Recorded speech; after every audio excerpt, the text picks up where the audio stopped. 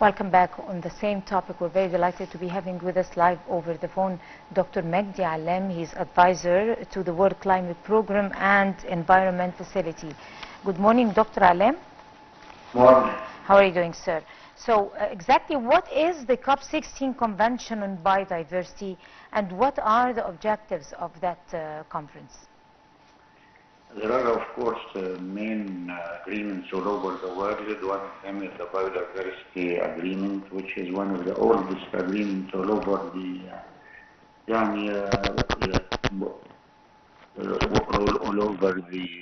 actually attraction of the main elements of protection of endangered species, especially, and biodiversity, of course, nowadays is one of the critical items all over the agreements, either with the climate change agreement or the desertification agreement or the biodiversity agreement or even the hazardous waste management agreements. All of those agreements are actually focusing on protection of environment, of all of the items of environment. One of the main actually environment is the COP16 for the biodiversity. The COP16 for the biodiversity is actually completing the climate resilience agreement and also the desertification agreement in addition to the international water seas agreement. So those are the four main major agreements all over the world that actually going through the details of each sector, with more details with the endangered areas that being nowadays being affected by more of the pollution and more of the drought, and even the desertification is have what's called the encroachment of the sand dunes. The encroachment of sand dunes is one of the negative waves that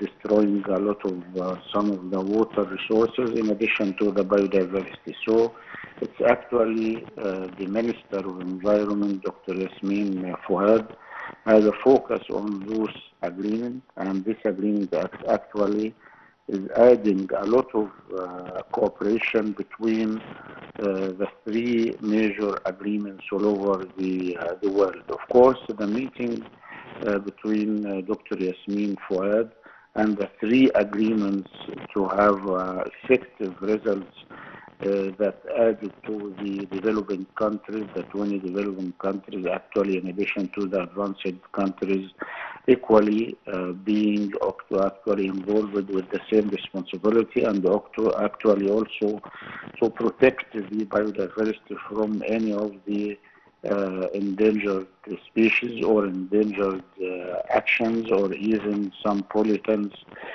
due to the sand dunes.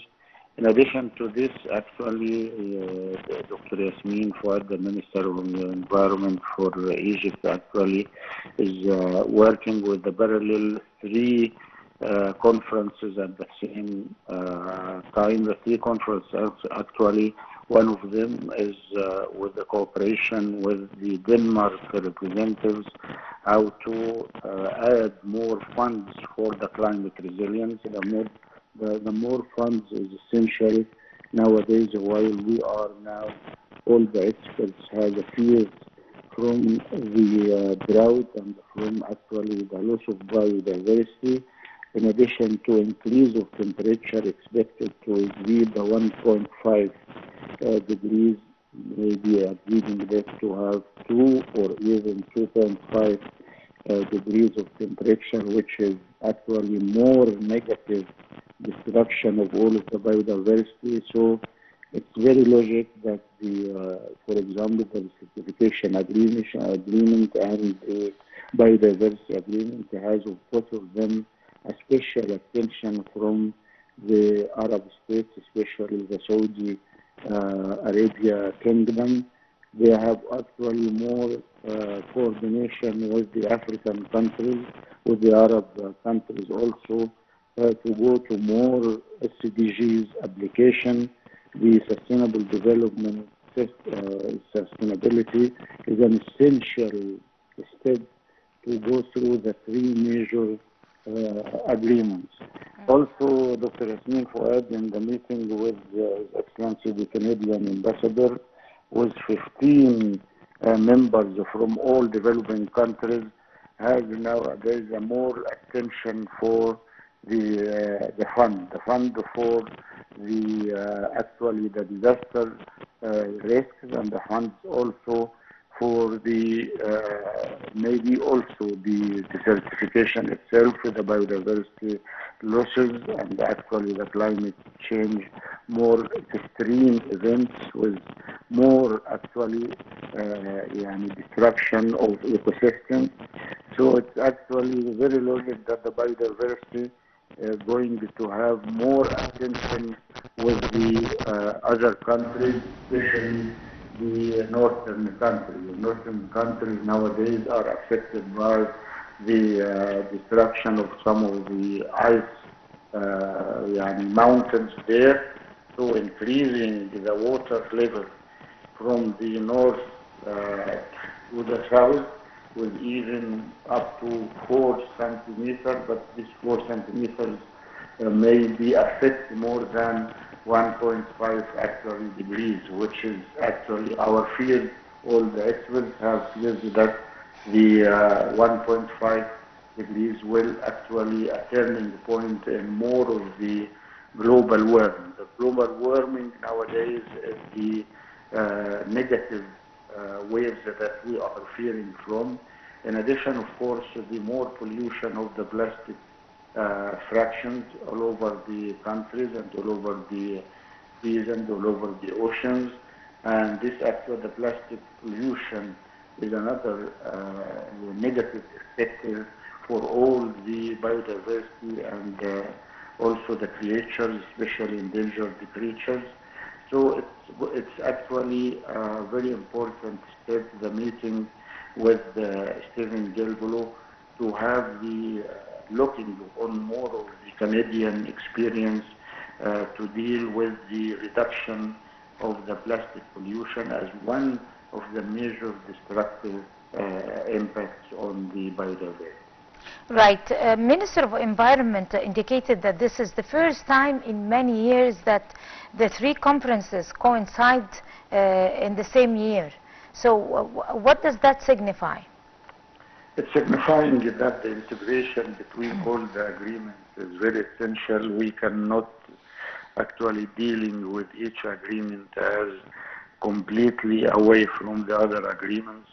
Nowadays, the attention all over the world that must be a cooperation between the partners of the agreement. For example, nowadays the agreement for the climate change is the major one, and the more attention of importance of this agreement as far as the climate resilience and the climate attention. It has more attention from all the partners, but this attention for the climate resilience and the climate adaptation, and even for more of the annexes of the climate agreement, this cannot being put the experts and the partners and even the kings and the presidents all over the world not to go through and cooperation with the other agreements. They are so essential also. They are very important also. So this is the point that in the meeting between Dr. Yasmin Fouad, the Minister of Environment, and the Canadian Ambassador Stephen Gelbolo, and actually they are together putting an attention how to cooperate with all agreements that we can, every agreement of the certification of hazardous waste and also of biodiversity, in addition to the climate change. Those agreements must integrate with all the local levels, especially for the African country. The African country having a lot of losses. The sand dunes are actually going to encourage more of the destruction of the food security. The nexus triangle between water and the energy and the biodiversity actually cannot be neglected. So all the agreements nowadays must be integrated together because we cannot separate each issue or each area away from the other one.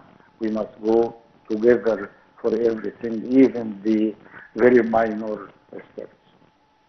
Right. Dr. Yasmin Fuad also has indicated that Egypt has a pivotal role in the 3 conferences on equal food.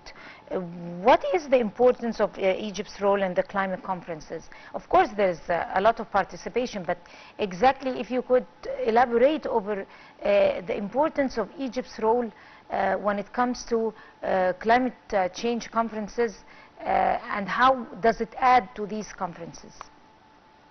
Actually, starting from the COP27 being done in Egypt and under the patronage of His Excellency President Abdel Fattah al-Sisi, was actually a turning point in this area. And this turning point is giving an attention that all of the agreements must integrate together, and they cannot going to go separate for each agreement. And of course, there is more details in each agreement, not to be enough with the one agreement to have an attention and neglecting the other agreements. So the integration between the 3 agreements is very essential to have more development and to have also more allocation of funds, because some agreements have allocation of funds more than the other agreements, especially, for example, the desertification agreement, which is suffering from the low income of support of this. So nowadays, there must be an equal or at least the basic fund for each agreement to continue to protect all the elements of the biodiversity. And of course, nowadays we have more problem that the attention for more new viruses and more new bacteria.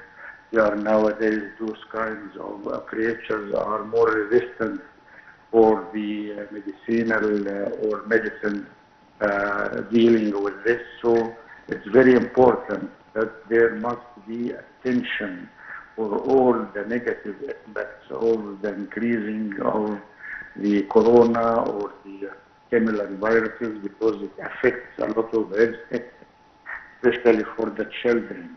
In addition to the loss of nutrition, and this is actually the children and the women are the more exposed sectors for this poor situation. And nowadays is an immigration. Because of the loss of biodiversity, more of immigration in the continent, moving from their original resources and original houses, looking for water sources, looking for food resources.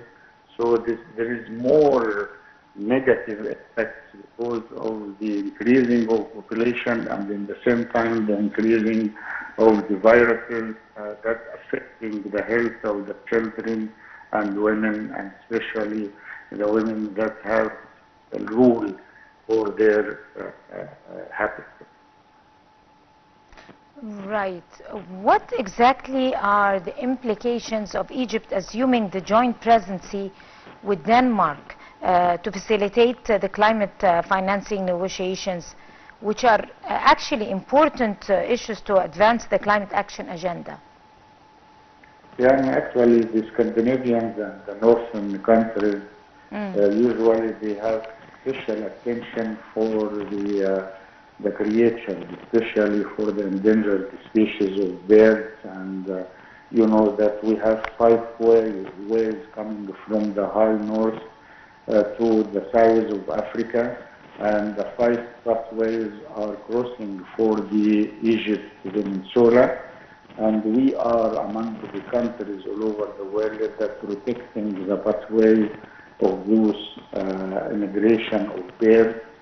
And this is actually another resources for the Egyptian funds, because a lot of visitors, a lot of actually tourists and tourism groups coming especially to go to the locations of the protected areas. We have nowadays up to 26 protected areas in Egypt, and some of those protected areas are especially attention with some of the visitors coming especially to go to the bird houses all over the Red Sea and all over also the South Sinai and Sharm el-Sheikh, in addition to also the Red Sea, with the protection of the coral reefs, which is actually very, very rare to be found all over the globe, except in Florida in the United States. So we in Egypt and in Florida have special attention for the biodiversity of those kinds of birds coming especially to get their rest. And we have 5 pathways with more than 25 locations up to now. 26 actually protected areas are declared by the Ministry of Environment, and in the way we will go to up to 40 locations to be protected areas internationally and locally in Egypt. From your own point of view, our final question to you, sir, what are the options available to combat plastic pollution? This is actually the most difficult issue, because actually the plastic is so easy and so low price, but actually very destructive as far as we can have in the fishes itself. The signs of loose plastic being in the food for many of the population all over the country, especially in Africa, and which is actually, we think this is good that it is very cheap, the plastic, but it is very dangerous, and it can be standing up to 500 years in the water, in the soil, in the air. So it is not easy to get rid of the plastic. The plastic is very negative material for the health, especially on the children and the ladies. Actually. So we have some attention for the plastic residues, because it's actually covering a lot of the seas, and also all over the coast of the, for example, the oceans. They are nowadays being more accumulated of plastic residues. Everything in the food, in the water, in everything. You cannot get rid of this unless we have actually a full transfer of the plastic, what's called degradable plastic. This one is the healthy one that we can rely on, and I'm so happy that I can see in Egypt a production of this kind of green plastic, as we can say. Right. On that note, of course, Dr. Magdy Allam, advisor to the World Climate Program and also the Environment Facility, would like to thank you, sir, talking to the Breakfast Show. And now we're going to take a short break, and we'll come right back to you, so stay with us.